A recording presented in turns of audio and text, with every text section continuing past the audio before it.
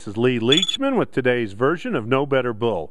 Today we're standing out at Colorado State University's experiment station.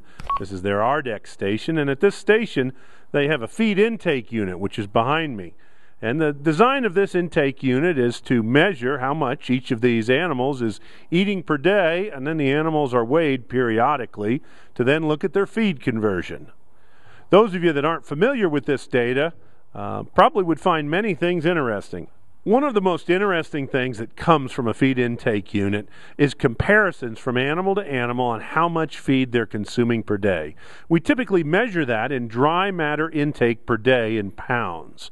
The interesting thing is these bulls standing behind us weigh an average of about 1,000 pounds today, and in each of these pens of bulls we'll find some bulls that are consuming up to 35 pounds of dry matter and others that are consuming as little as 17 pounds of dry matter. And so there's this tremendous variation in feed intake.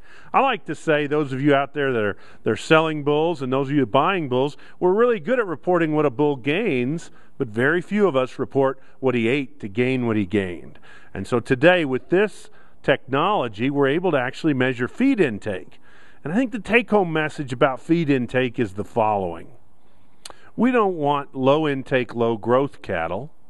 But it would be interesting to find cattle that are lower on feed intake and higher on gain. Just think about the ramifications for their steers in the feedlot as they go in and convert better, but also on the female side. There's no doubt in my mind that these high intake bulls produce high intake steers, but they also produce high intake daughters. When those cows go home and get turned out on the range, they actually eat more. So if we compare a bull eating 30 pounds a day and another bull eating 20 pounds a day, if that difference is passed on to the daughters, you're talking about a difference of 10 pounds of dry matter per day across maybe 15 daughters that go back in the herd for 6 years. The net of all that is literally 100 or more tons of feed difference in the feed consumed by the high feed intakes daughters compared to the feed consumed by the low intake feed daughters.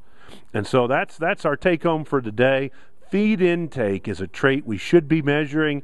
It's a trait that you should be looking at, whether you're retaining ownership and putting your calves into the feedlot or just keeping females back and raising your own replacements.